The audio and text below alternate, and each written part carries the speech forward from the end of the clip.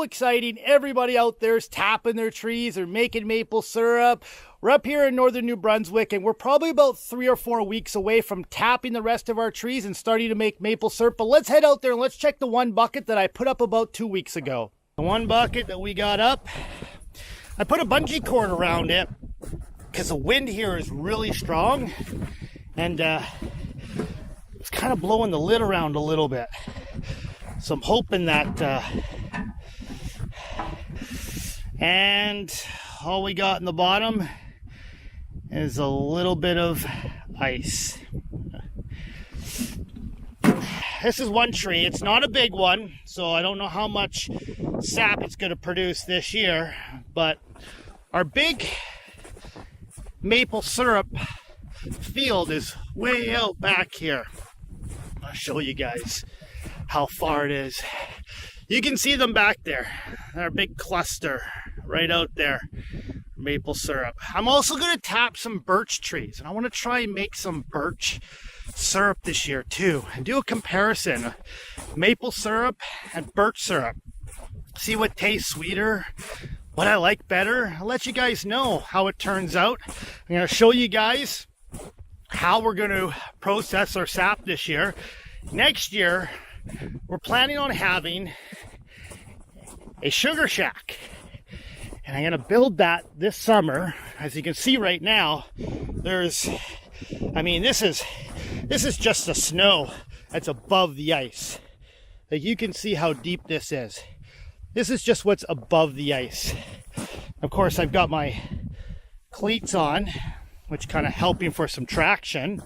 You can see my tracks all the way from the front here. But it's gonna bring you guys around, give you guys a bit of an update what's been going on the farm. As most homesteaders know and farmers know, in the wintertime, not much is going on outside of maybe making maple syrup this time of year. Give you guys a better look at how deep it is here. You can see the side of the house here. You can see right here the bank that builds up. I mean, in the northern climates here, snow is your worst enemy. I mean, everything you do, it's around snow in the wintertime. And it slows everything right down when it comes to building and farming. But my plan is, outside this side door, I'm going to build right here a sugar shack, so that in the wintertime, when all the sap's boiling, I can come from this door here, quickly walk outside, put some more wood in the wood stove, check on it, and go back in the house. Makes it close to the house, makes it easy for processing. I don't have to go too far, and I don't have to be outside for 18 hours in the freezing cold, standing there watching it. I can come in and out every half an hour or so and just check on it. So that's going to be really nice. Our plan this summer too is also to get the rest of these trees here removed. I want to expand our farm out. We'll leave some of the trees, like these big ones, like this big one here. We got another big one right there. The kids want a tire swing. We'll put up a tire swing for them there. We'll leave maybe a couple other bigger ones in through here. And back here, this is our maple forest. There's some birch in there and maple trees. I'll take out the evergreen around, but leave the maple and the birch trees for tapping for syrup. Also back here, guys, we got a couple apple trees. We got one there, and we got one just over there. Let's take you guys out to the apple trees. I'll give you guys a closer look at what they look like. This snow is still really deep back here. We probably got at least 2 more months till all this snow is gone.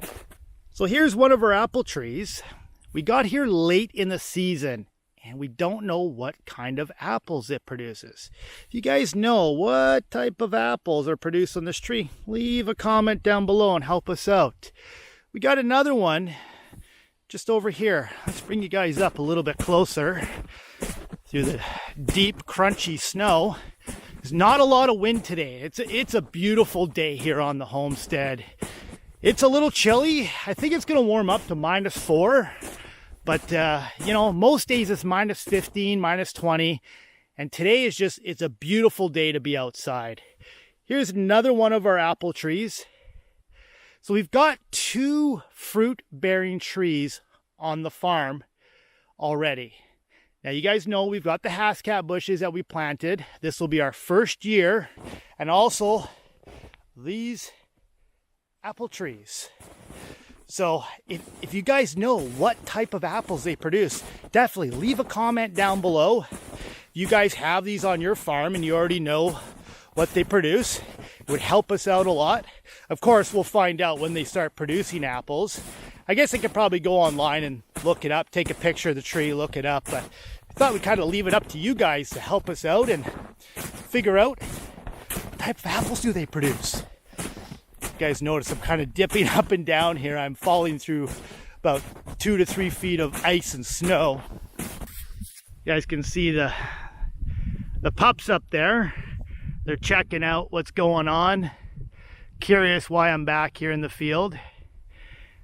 There's the mini barn that we're going to be converting into a chicken coop. It's almost done. We just got to put up the wall and put up some meshing.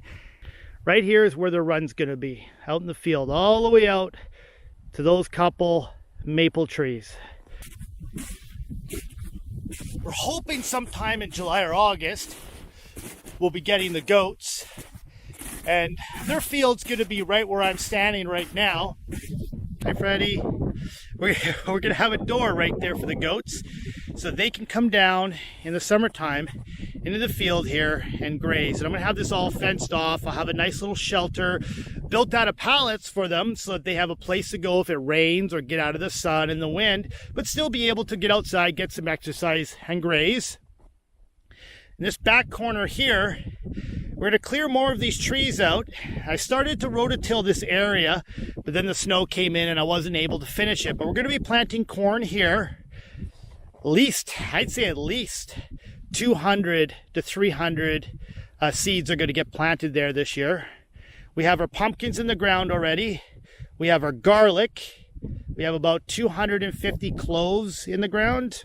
And we're going to expand that this year. We're going to keep some for ourselves and then replant and double it. Maybe 500, 600, 700 cloves will go in the ground next fall.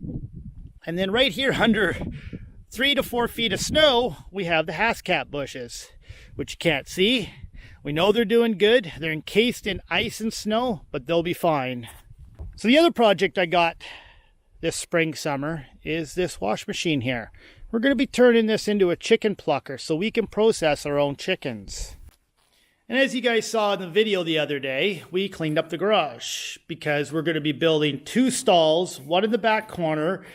We were going to go with a 12 by 12, but we're actually thinking a 10 by 10 and then another 10 by 10 here, just to give us a little bit more room to still be able to bring the truck in here, and all the farming equipment will still have room to be stored in here.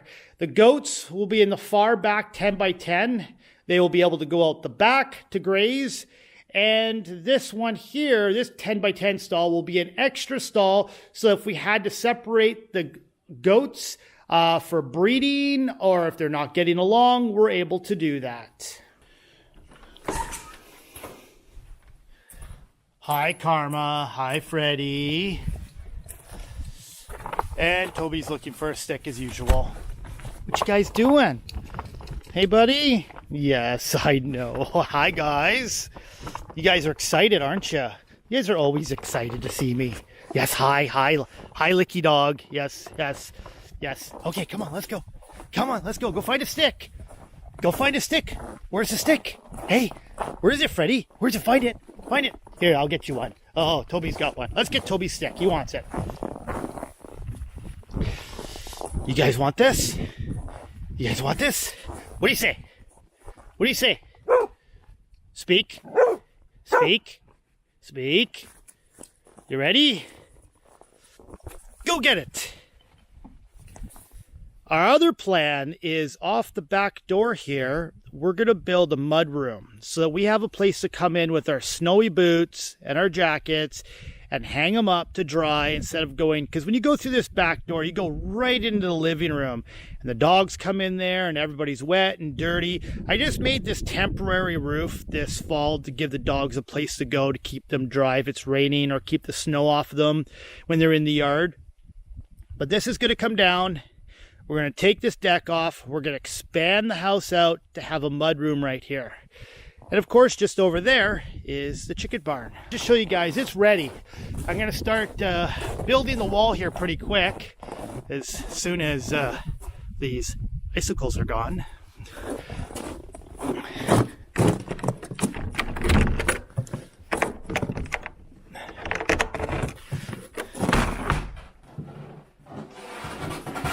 So you guys can see in here, we're ready.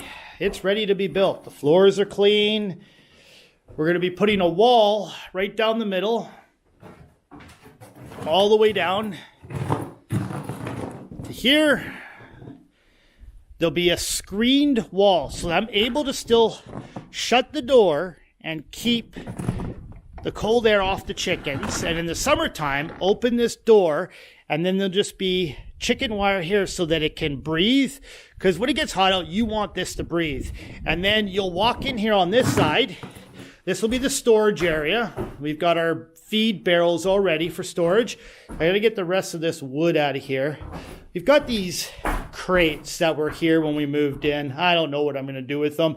I thought about cutting them up for kindling for firewood, but there's too many nails and wire in there, and I don't know. If you guys got an idea what I can do with these crates, leave a comment down below. The plan here is I'm gonna have a run out the back here, and it's gonna come way out.